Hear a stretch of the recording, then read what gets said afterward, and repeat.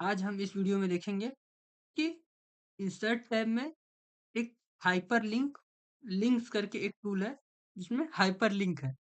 तो हाइपरलिंक का यूज़ कहाँ किया जाता है और किस तरीके से किया जाता है। तो चलिए स्टार्ट करते हैं हम कि हाइपरलिंक का यूज़ हम किस तरीके से एक्सेल में करते हैं।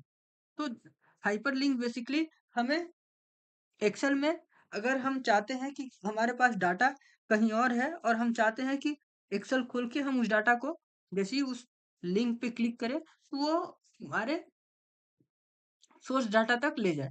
तो बेसिकली हाइपरलिंक हमें हमारे सोर्स डाटा तक ले जाने में हमारी हेल्प करता है।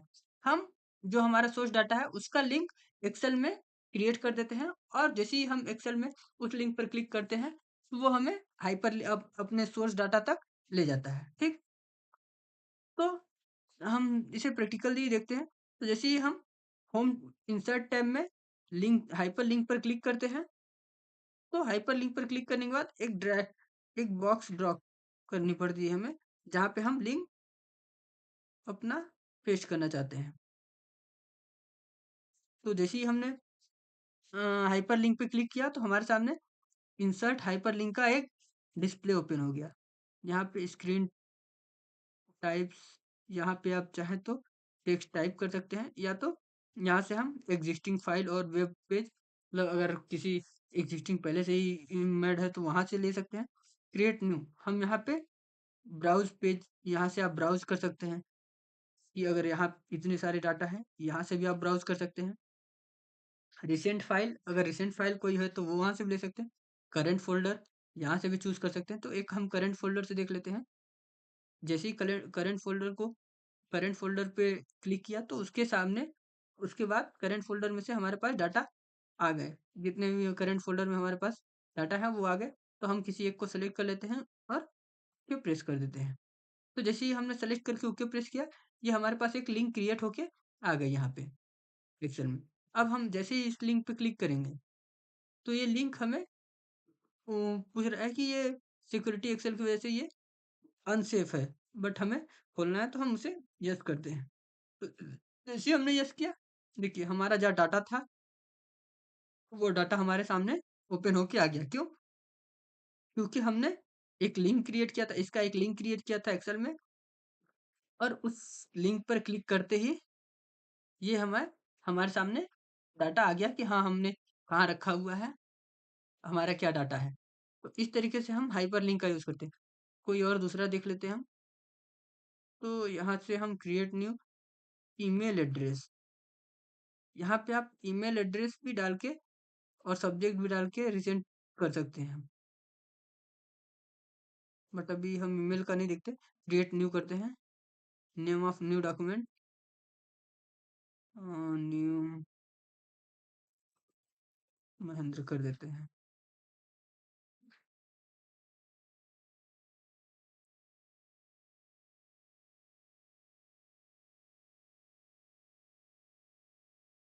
तो ये हमारा नया एक्सेप्ट,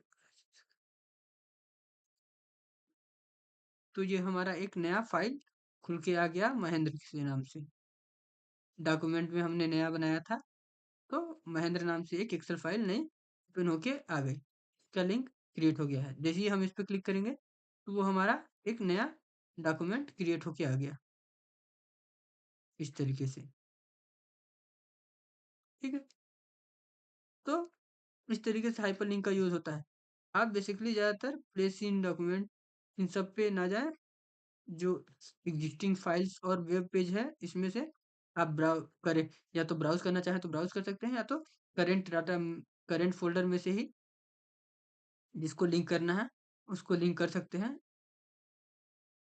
और उस डाटा को देख सकते हैं। तो हम एक ये इसको लिंक कर देते हैं। जैसे ही सेलेक्ट किया, ओके किया, ये लिंक हो गया। इसी के साथ लिंक हो गया लगता है। ये देखिए,